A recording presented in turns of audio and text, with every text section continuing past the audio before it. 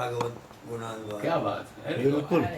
जैसे एक कोई महात्मा है वो जमुनोत्री में, वो बड़ी याद कर रहे हैं। हम लोग कल्पवास गोविंद दास जी। हाँ, गोविंद दास। हाँ। जो बहुत दिनों से वहाँ रहे हाँ थे। हाँ, उनको हो गए 65 उन्होंने वर्ष। कहा था पुलिस चौकी के बराबर में उनका स्थान एक है। सीताराम दास है, उस पार झूले के उस पार रहते हैं, हाँ वैष्णव। हाँ वो पंजाबी स्वामी के शिष्य हैं, चित्रकूट वाले। हाँ हाँ, जानता हूँ मैं। जानते हैं? हाँ। तो वो हमसे कई बार कहे उन्होंने कहा कि एक बार उनको लाइए, और वो करपाती जी के में हैं तो हमको भागवत सुना दें। गोविंद दास जी आजकल नीचे आए हुए हैं यहाँ ऋषिकेश में। इसमें आए हो? हाँ, और गुजराती नहीं हुआ, वहाँ गए ही नहीं। गुजराती आश्रम में रुकते हैं वो। हाँ? गुजराती आश्रम में रुकते गुजराती हैं, आश्रम में। उस पार है कनकल के से। हमारा और सब भ्रमण हो गया था, लेकिन यमुनोत्री नहीं अब जा पाए। तो वो इस तरह कहा करते थे। गंगोत्री बहुत अच्छा स्थान है। नारायण। हम तो ट्रैकिंग पे गए ना महाराज जी। गंगोत्री से गौमुख गए, गौमुख से ऊपर हम गए 18 किलोमीटर और ट्रैकिंग प्रशिक्षण लिया हमने ऊपर में। हाँ, तो हमारी पूरी टीम थी उस समय डिप्टी कलेक्टर्स की। हम लोग इंस्टीट्यूट से निकले थे, नए थे। महाराज जी के सामने लगा हुआ है, इसको देख के। तो आप जब नंदनवन पहुंचेंगे, गौमुख के बाद नंदनवन, नंदनवन के बाद केसरवन है, इतना और 14 दूनी 28 किलोमीटर और ऊपर। चलना मुश्किल नहीं, कोई नहीं चल सकता वहाँ बिना प्रशिक्षण प्राप्त किए नहीं कोई चल सकता ना। अब हम भी जाना चाहें तो नहीं जा सकते हैं, क्योंकि अब वो अवस्था नहीं है। नहीं, अरे गौमुख पहुंचना कठिन है, खैर घोड़ों से पहुंच जाते हैं। गौमुख तो पहुंच जाते हैं। तो नंदनवन में कर्नाटका की माई रहती थी, बर्फ में अकेले। माई कहते थे उसको। तो समतल भूमि मिलती है आगे, मैं उसी का किस्सा बता रहा हूँ। हाँ, और 5-6 धाराएं हैं गंगा जी की वहाँ, और हरे घास के मैदान है। आप विश्वास कर सकते हो बर्फ के ही समय कि मतलब बर्फ इतनी चारों तरफ बर्फ है, और एकदम चांदनी। और जिस गंगा को तुम देख रहे हो वहाँ गौमुख से निकलते हुए गाय के जबड़ा टाइप वो बता रहा था कि एक दिन खिचड़ी बनाते हैं, 15 दिन खाते रहो, ऐसे बनी रहती है आराम से। तो एक दिन भोजन बना लीजिए, वो 15-20 दिन खाते रहे, तो वैसे कर्नाटका की जो माई थी, तो उसने हमसे कहा कि टिक्कड़ खाएगा, टिक्कड़। हम उस समय टिक्कड़ समझ नहीं पा रहे थे क्या था। तो हमने कहा माई टिक्कड़ क्या होता है? तो उसने पता नहीं क्या निकाला, कुछ पहले कर ले खा ले इसको खा ले, बहुत तुझे जाड़ा लग रहा है, बहुत जाड़ा लग रहा है। बर्फ में थे, मेरे नाक मुँह कान सब बह रहे थे। मैंने खाया, खाते मेरे कान लाल हो गए, नाक बंद हो गई, आँख बिल्कुल लाल हो गई, गर्मी सी आ गई। उसने कहा टिक्कड़ खाएगा? हमने कहा टिक्कड़ क्या होता है अम्मा? उसने निकाला कपड़े में से और दे दिया, अकेले खा ली टिक्कर। हाँ, टिक्कड़, एक रोटी दी रोटी टिक्कर है। हमने खाई और बोला कहाँ जाएगा? हमने कहा अभी और ऊपर जाएगा, पूरा ट्रैकिंग है हमारा। ये कहाँ मिली थी आपको? गौमुख से आगे? नंदनवन में। हाँ, गौमुख से 14 किलोमीटर आगे है नंदनवन। कितना दूर? 14 किलोमीटर। जो आप शिवलिंग पर्वत देखते हो बना हुआ, वो नंदनवन में है शिवलिंग, और सामने आप देखते हो ना भागीरथी पर्वत। तो कहते हैं भागीरथी जी ने तपस्या करी थी इस शिवलिंग की, जो बिल्कुल शंकर जी की आकृति का शिवलिंग की आकृति का है। वहीं वहाँ से दिखता है, आपके गौमुख से दिखता है, गंगोत्री से भी दिखता है। गंगोत्री से थोड़ा सा आगे बढ़िए तो पूरा पर्वत दिखता है, भागीरथी पर्वत दिखता है, और शिव पर्वत भी दिखता है। कहते हैं कि ये भागीरथी जी ने इस पर्वत पर तपस्या करी थी एक टांग पे खड़े होकर के इन शंकर जी की, तब ये गंगा अवतरी थी वहाँ से। तो नंदनवन में थी वो माई, नंदनवन के आगे केसरवन। सर्दी, अरे वहाँ चोले दूसरा पहनना पड़ता है महाराज जी। हाँ, वो तो ड्रेस ही दूसरी है वहाँ पे। उस ड्रेस में तो हम इसके 5 गुने दिखाई पड़ते हैं उसमें। हाँ, उसमें सब अंदर इलेक्ट्रिसिटी तो चलती है, बैटरी से सब काम चल रहा है, उसमें सब अंदर गर्म है। हाँ, अगर जरा से उतार देंगे तो वहीं हम जम जाएंगे। 1 मिनट 1 सेकंड मतलब 5 सेकंड नहीं लगेंगे जमते हमको, तो हम जम जाएंगे बिल्कुल। वो ड्रेस वहाँ मिलती है? वो ट्रेनिंग कोर्स में जो होते मतलब हर आदमी नहीं जा सकता। माउंटेनियरिंग का कोर्स होता है, उसमें नौजवान लोग जाते हैं, या फिर सिद्ध महात्मा बताते हैं लोग कि अपना टहला करते हैं, विचरण करते हैं। तो हम जैसे योगी आदमी तो दिखना नहीं, वो सूक्ष्म शरीर में है, किस शरीर में है। सिद्धपुर कर्नाटका की माई हमको जरूर मिली थी, और फिर जब उसके ऊपर गए वहाँ कुछ भी नहीं था, रास्ते में आ गया बर्फ का तूफान, जो रास्ता सब लिखा हुआ है भागवत में ही कि देवापि संतनो भ्राता कलापग्राम मासिनः। जिस समय कलयुग इतना अधिक यहाँ उसका नग्न तांडव हो जाएगा और भगवान आएंगे, कल की अवतार लेंगे कीकट देश में, विष्णु जस ब्राह्मण के घर में कुमारी कन्या से समुद्भूत हो गए। कलंकी इसीलिए कहा जाता है, छोटी कन्या से 12-14 साल की है लड़की, उससे पैदा होंगे। और उसी समय स्वर्ग से अश्व आ जाएगा, उसी में बैठ जाएंगे और खड्ग ले करके नृप चिन्ह धरो दस्यून, राजा का चिन्ह धारण किए हुए ये सब चोर और डाकू जो बैठे हुए हैं सत्ता के ऊपर, नृप चिन्ह धरो दस्यून कोटिसो निगदिष्यति, करोड़ों की संख्या में इनका हनन करेंगे। और फिर उसके बाद में देवापी संतनोर भ्राता कलापग्राम वासिना, देवापी जो संतनु के भाई हैं, महाराजा संतनु जो थे, जिनके पुत्र ये भीष्म पितामह और ये हैं, ये पूर्व वंश चला, तो उनके भाई देवापी वहीं पर बैठे हुए हैं। कलापक ग्राम नाम लिखा हुआ है, कलापक ग्राम वासिना। और उन्हीं के पास में यहाँ कलयुग मान करके सब ऋषि मुनि भी वहीं चले गए, वहाँ पर बैठे हुए हैं। वो सब आकर के पुनः यहाँ पर चातुर्वर्ण वैसे ही सब स्थापित करेंगे और फिर सतोगुण की सृष्टि पैदा होगी। ये भागवत के अंत में है, 13वें अध्याय में। इसको बहुत समय है अभी तो समय। अरे अभी तो गुरु कितना कलयुग का चल रहा है? 4,32,000 वर्ष है, अनंत है अभी तो। 4,27,000 साल जन्म बाकी हो जाएंगे। नारायणं नमस्कृत्यो नरं चैव नरोत्तमं। हरिओम को बता दी ना, कोई है वहाँ? हरिओम जी नीचे है, हाँ हरिओम जी भी नीचे है। नारायणं नमस्कृत्यो नरं चैव नरोत्तमं देवीं सरस्वतीं व्यासं ततो जयमुदीरयेत्। कृष्णाय वासुदेवाय हरये परमात्मने प्रणतक्लेशनाशाय श्रीकृष्णाय नमो नमः।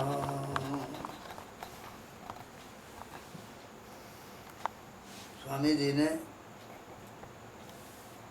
अपने वृंदावन के वक्तव्य में, वृंदावन के चातुर्मास्य में रास पंचाध्यायी का जो प्रारंभ किया व्रत, वो प्रायः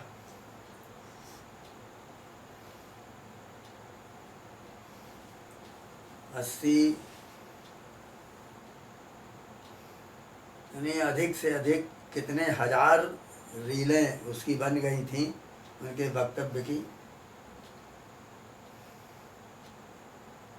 वो रहस्य उनसे निकाल करके लिखा है। रास लीला रहस्य। रास लीला का रहस्य क्या है? यहाँ से हम चल रहे हैं, फिर 5 अध्याय हैं जिसमें रास लीला का विवेचन है। इस अपार संसार समुद्र में जिन लोगों के मन निरंतर गोते लगा रहे हैं, उन्हें सब प्रकार के दुखों से मुक्त करके अपने परमानंदमय स्वरूप की प्राप्ति कराने के लिए अहेतुक करुणामय दीनवत्सल भगवान ही स्वयं धर्मावबोधक वेद के रूप में अवतीर्ण होते हैं।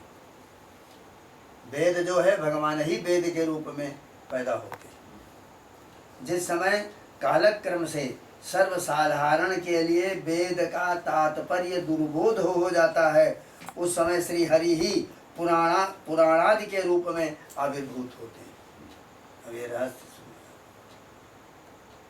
पुराणों का मुख्य प्रयोजन वेदार्थ का निरूपण करना ही है। वेद का अर्थ क्या है उसका निरूपण करना, यही पुराणों का कार्य है। किंतु ये सब रहते हुए भी परस्पर मतभेद रहने के कारण वेदार्थ संबंधी विरोध का निराकरण भगवान की उपासना के द्वारा शुद्ध हुए अंतःकरण से ही हो सकता है। जिन लोगों की विवेक दृष्टि पारस्परिक विवाद के कारण नष्ट हो गई है, उन्हें वेदार्थ का बोध करा करके परम कल्याण की प्राप्ति करने के लिए ही श्रीमद् भागवत का प्रादुर्भाव हुआ। कृष्णे स्वधामोपगते धर्म ज्ञानादिभिः सह कलौ नष्टदृशाम एवो पुराणार्को धुनोदिताः। अर्थात धर्म एवं ज्ञान आदि के सहित भगवान के स्वधाम सिधारने पर जिन मनुष्यों की दृष्टि कलयुग के कारण नष्ट हो गई है, उनके लिए इस समय इस पुराण रूपी सूर्य का उदय हुआ। वस्तुतः यह ग्रंथ वेदार्थ विरोध की निवृत्ति में सूर्य के समान है। वेदार्थ, वेद का अर्थ क्या है, उसका जो विरोध कर रहे हैं लोग, उसकी निवृत्ति में सूर्य के समान है। अर्थोयम ब्रह्मसूत्राणाम सर्वोपनिषदामपि गायत्री भाष्य भूतोऽसौ ग्रंथोऽष्टादश संहिताः। ये श्रीमद् भागवत पुराण ब्रह्मसूत्र जो उत्तर मीमांसा है, समस्त उपनिषदों का तात्पर्य है। यह अष्टादश संज्ञक ग्रंथ गायत्री का भाष्य रूप है।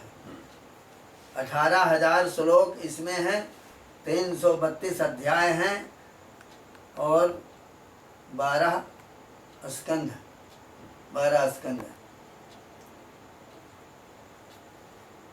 प्राचीन आर्ष ग्रंथों में श्रीमद् भागवत एक अत्यंत देदीप्यमान उज्ज्वल ग्रंथ रत्न है। इसके 10 और 11 स्कंधों में परमानंद घन लीला पुरुषोत्तम भगवान कृष्णचंद्र की दिव्याति दिव्य लीलाओं का वर्णन है। लीला बिहारी श्याम सुंदर सर्वथा रसमय हैं। उनकी कोटि कोटि कंदर्प कमनीय मनोहर मूर्ति भावुक भक्तों के लिए जैसी जैसी मनोमोहिनी है, वैसी ही उनकी लीलाएं भी हैं। यूँ तो भगवान की सभी लीलाएं लोकोत्तर आनंदातिरेक का संचार करने वाली हैं, तथापि उनकी ब्रज लीलाएं तो महाभाग भक्तों एवं कवि पुंगवों का सर्वस्व ही है। उनमें भी जिसका आविर्भाव एकमात्र रसाभिव्यक्ति के लिए हुआ था, वह महाराज तो मानो सर्वथा माधुर्य का ही विलास था। प्रभु की रास कीड़ा जैसी मधुर है, वैसे ही रहस्यमय भी है। उनके भीतर जो गुजरातिगुज रहस्य निहित है, वो आपाततः दृष्टिगोचर नहीं होता। वो इतना गूढ़ है कि उसमें जितना प्रवेश किया जाता है, उतना ही अधिकाधिक दुर्वगाह्य प्रतीत होता है। हम यथामति उसका विचार करने का प्रयत्न करते हैं। एक महापुरुष इस प्रकार से अपनी बात कह रहे हैं, हम यथामति उसका वर्णन करने के लिए, विचार करने के लिए प्रयत्न करते हैं। इस रास लीला का वर्णन श्रीमद् भागवत 10वें स्कंद के अध्याय 29 से लेकर के 33 तक है। ये 5 अध्याय रास पंचाध्यायी के नाम से सुप्रसिद्ध हैं। वे श्रीमद् भागवत रूपी कलेवर के मानो 5 प्राण हैं, अथवा यदि इन्हें श्रीमद् भागवत का हृदय कहा जाए तो भी अयुक्त नहीं होगा। रास पंचाध्यायी के आरंभ में श्री बादरायणी रुवाचो ऐसा पाठ है। बादरायणी नाम है व्यास जी का।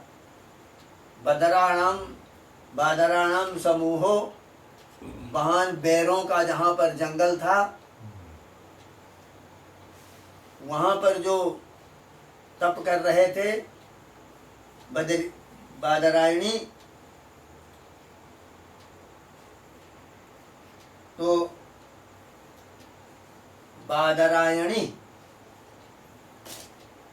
बादरायणी तो हो गया सुखदेव। सुखदेव उनके पुत्र हैं। तो बदराणाम समूहो, फिर उनमें से, उस समूह से जहाँ पर तप किया है भगवान सुखदेव जी ने, इसलिए उनका नाम हुआ बादरायणी। इस पाठ का भी एक विशेष अभिप्राय है। यहाँ बादरायणी शब्द से वक्ता का महत्व घोषित करके उसके द्वारा प्रतिपादन किए जाने वाले विषय की महत्ता प्रदर्शित की गई है।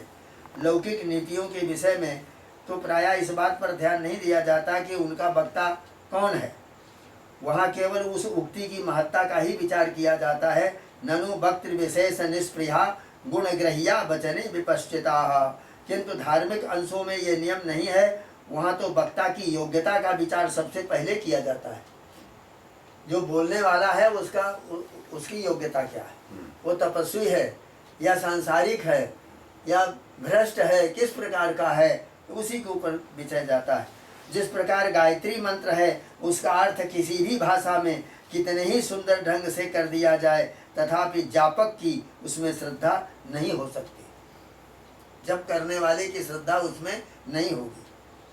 और न मूल गायत्री के जप से होने वाला महान फल ही उससे प्राप्त हो सकता है।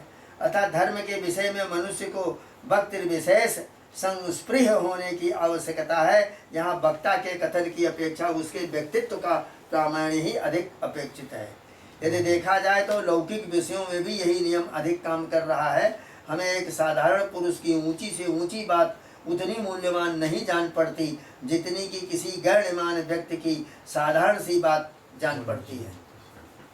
जिस पुरुष के प्रति हमारी श्रद्धा है उसकी बहुत मामूली बात पर भी हम बहुत ध्यान देते हैं। इससे निश्चय होता है कि लौकिक विषयों में भी यद्यपि प्रायः भक्ति विशेष निष्प्रियता होती है, वहाँ बालक से भी शुभ ज्ञान ग्रहण करने चाहिए, यही नीति काम करती है, तथापि सर्वांश में नहीं।